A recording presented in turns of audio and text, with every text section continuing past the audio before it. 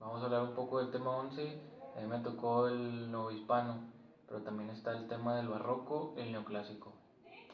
Voy a hablar un poco de la pintura sobre el arte novohispano. La pintura mural comenzó a tener gran apogeo. Es importante saber que esta manifestación artística ya existía entre los indígenas antes de la llegada de los españoles. Sin embargo, tuvieron que aprender los temas religiosos por plasmarlos y aceptados en los programas españoles. Los temas principales eran la vida y pasión de Cristo, que cubrían estrechos muros de claustros, casonas e iglesias. Otra forma que se plasmó la pintura fue en papel, para documentos jurídicos, históricos y científicos. También se pintó sobre piel de venado y sobre tablas, todas ellas monocromáticas, es decir, de un solo color, más color de fondo. Algunos pintores importantes de esa época fueron el Juan Correa, Miguel Cabrera, José de Ibarra y José Juárez. Voy a hablar un poco también de la historia sobre el nuevo clásico. A partir de estas prerrogativas del catolicismo, en el territorio novohispano fue confiada a las órdenes religiosas por su sólida formación moral y teológica. Destacaron los francesianos, los dominicanos, agustinos y los jesuitas, sumándose a este labor misionero los mercedarios y carmelativas, descalzos, de tal modo que se distribuyeran el territorio en cuyas zonas edificaron conventos con el apoyo de los nativos para su conversión masiva al credo cristiano. En el caso de la Nueva España, 2 décadas después se reúne el Tercer Concilio Mexicano a instancias del arzobispo virrey Pedro de Moya de Contreras, en el que se determinó adoptar las recomendaciones de emplear imágenes cristianas durante la acción Cotequetic después de la conquista de México. Tenochtitlan en 1521 se puso en marcha el proceso de evangelismo y de conversión de la población autóctona en lo que sería el virreinato de la Nueva España. En esta cinturía la corona española legitima su actuación, la patronó de la Iglesia en el Nuevo Mundo mediante las bulas, patrono de la Iglesia, alias Felicis. Gracias, Guillermo. Bueno, como dijo, vamos a hablar sobre el tema 11 y a Raúl y a mí nos tocó hablar del barroco. ¿Qué es el barroco? Bueno, pues fue considerado como el siglo de oro. Fue una época de auge cultural en el que se dieron varias corrientes. Una de las más importantes también fue el barroco, que abarcó desde los inicios de 1600. Según yo tengo entendido que ese periodo revolucionó artística se manifestó en los campos de la escultura, arquitectura, literatura, arte y sobre todo la música, en la mayoría de los países como tanto europeos y americanos.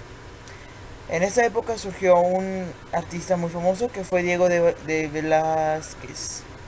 Él supo conquistar el mundo entero con su estilo personal, naturalista y ciertamente tenebrista, y fue una de las figuras más importantes de la pintura española de todos los tiempos.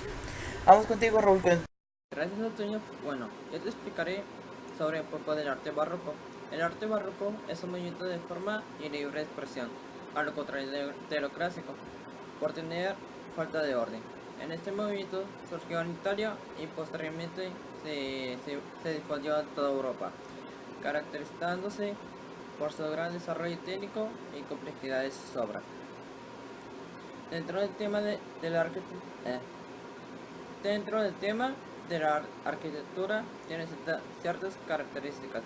Por ejemplo, mantuvo la simetría de la arquitectura renacista. Columnas torcidas muchas veces solo decorativas y no de soporte, como en la antigua Grecia y Roma. Abundan las líneas curvas y más rectas. Detalles de decoraciones altamente ornamentados y sensación de movimientos de la forma. Bueno, ahora vamos a hablar sobre el neoclásico. Vamos a hablar durante dos conceptos, la arquitectura y la pintura. En este caso, a mí me tocó la pintura. En aquellos tiempos de la neoclásica, pues se desarrolló en Francia donde se destacó la perfección del dibujo frente al color. Fue algo similar a los griegos, pero sobre todo la composición, que fue algo más importante en ellos. Dentro de esa época también hubo pintores famosos, pero hubo uno más reconocido, que fue Francisco de Goya, que comenzó sus pinturas en el rococó y más bien terminó en el romanticismo y dejando una pequeña huella en el neoclásico.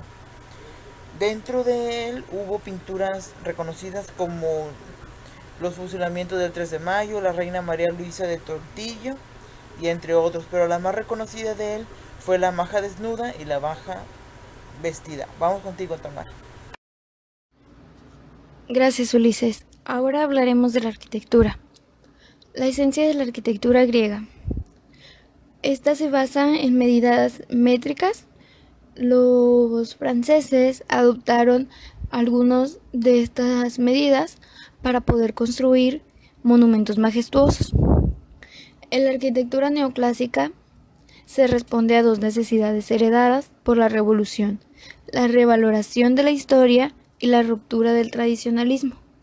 También se elimina lo rebuscado del barroco y se retoma el arte antiguo como modelo de belleza. Es decir, las columnas se sustituyen por arcos y se remota la importancia de los barandales. Tres tipos de columnas que existieron en la construcción de los templos fueron la corintia, una columna muy ornamentada. Las jónicas, se les reconoce a estas por sus dos volturas o espirales, y las dóricas, que esa es una columna lisa y del puro estilo griego.